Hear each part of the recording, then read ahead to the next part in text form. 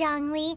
Paimon might have believed you if you were treating us to some third-round knockout, but you'd have to pay out your nose just to stand inside Shinyue kiosk.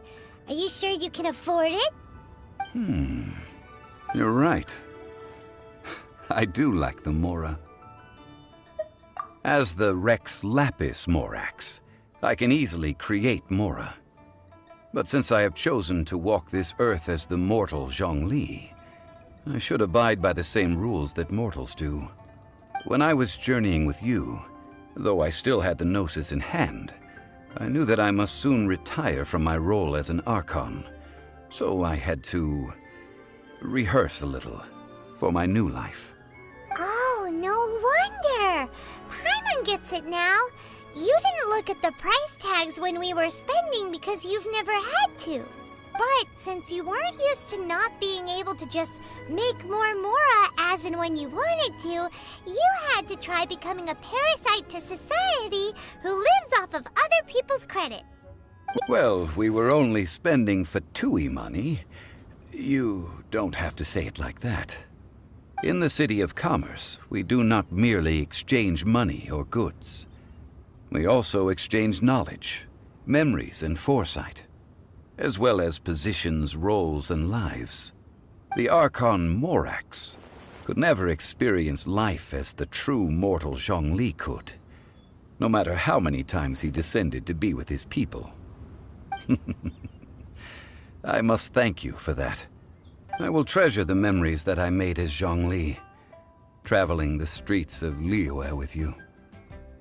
That is true, but there is no journey that does not end. No meetings without partings. Paimon thinks that we should make a move and continue our search for the Seven. I fear that continuing your journey may be difficult. The nation that neighbors Liyue by sea, Inazuma, is presently closed. Yes, the nation has been closed by order of its deity, the Electro-Archon Ball. And just as the people of Liyue preferred to call me Rex Lapis, she too goes by another name among locals in Inazuma. Paimon thinks we've heard that one before. Raiden? That is the case. And since Raiden is also the Shogun of Inazuma, people call her the Raiden Shogun. That said, though people at the wharf were saying that the situation in Inazuma is very tense, Paimon doesn't remember that always being the case. It wasn't that bad last year. Zhongli, since you're Rex Lapis, shouldn't you know something about what's happening there? Just how did Inazuma become a closed nation? It's because of visions. Visions? When faced with circumstances beyond their control, humans often bemoan their lack of power. But if a person shows true strength of will at a desperate and fateful moment in their life, the gods will look upon them with favor. This is what visions are. Magical foci bestowed upon those who have been acknowledged by the gods. Uh-huh. That's how people in Teyvat see it. But starting from last year, the Raiden Shogun began promulgating the Vision Hunt Decree. Vision Hunt Decree? Yes. It was an order to seize all visions within Inazuma's borders, and to inlay them upon the hands of the statue of the omnipresent god. They want to seize visions. But why? Aren't visions blessings from the gods? I should think that in the Raiden Shogun's eyes, it is precisely because they are divine blessings that they should be under the sole dominion of divinity. Whoa, that's harsh. The Anemo Archon is the god of freedom, and the Geo Archon is the god of contracts. For her part, the Raiden Shogun is the god of eternity.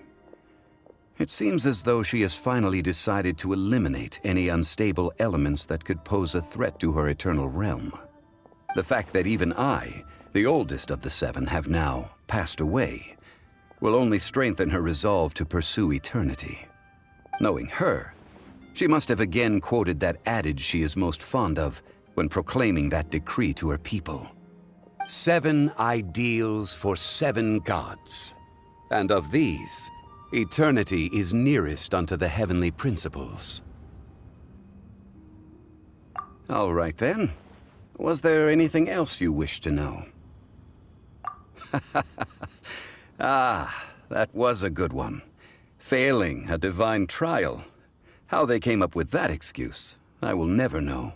That said, the reason why the Qixing were so eager to resolve the incident and stop pursuing the culprit was indeed because they received news in secret that Rex Lapis was not dead. I hinted as much to the Adepti as well.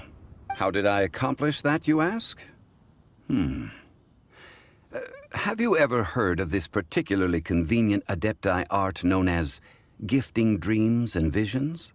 All right then. Was there anything else you wish to know? Yeah, about that.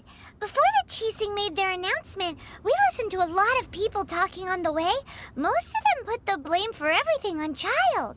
These are indeed false accusations. But it remains undeniably true that Child did send people to the Jade Chamber to prevent the Adepti and the Qixing from defeating the ancient god. I've heard that Ningguang is busy milking that for all it's worth on the foreign relations front at the moment, browbeating the envoys of the Fatui. Ha! Those poor Snezhnayan diplomats. If it were not for Child's exalted position as a harbinger, I'm certain that they would have shifted all the blame to him and called for his dismissal by now. All right then. Was there anything else you wish to know? Well then, I suppose you'll have to find a way to get inside this closed nation. Have patience. I suspect that some serendipity must first come into play.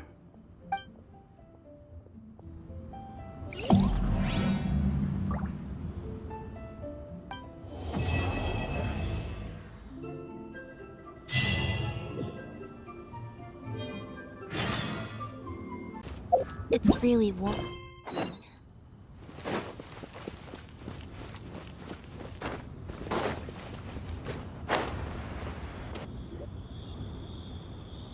I have gathered everyone here today to make an important announcement. Perhaps some of you will have heard the news already. I am, in fact, planning to rebuild the Jade Chamber. Rebuild the Jade Chamber? That's a huge project! So the rumors are true. No wonder the price of building materials has gone up so much lately. The Jade Chamber means a lot to Lady Ningguang. Getting involved in this would be a huge opportunity. Lady Ningguang, is there any way we can be of service? Patience. Since the news made it out a few days ago, I have already had many people contacting me to declare an interest in joining the project. Nevertheless, I do have a few matters I should like to entrust to you here today. The building site has been chosen, and most of the materials have been assembled. 3 key items are, however, still outstanding. They are as follows: Sunset Vermilionite, Wonder Cores, and Adepti Sigils. Excuse my ignorance, Lady Ningguang. I'm familiar enough with Plostrite, but I've never even heard of those other 2. Only sufficiently large pieces of Plostrite, or specifically Vermilionite, may earn themselves the Sunset moniker. This stone is what allows the Jade Chamber to float. Wonder Cores, meanwhile, are the central components of the mechanical structure of the Jade Chamber.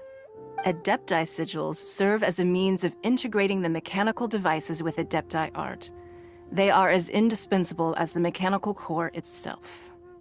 Although these 3 items are rare, I trust that with your connections and capabilities, procuring them will not be a question of if, but of when. I take the saying, time is money, more seriously than most. Efficiency is everything.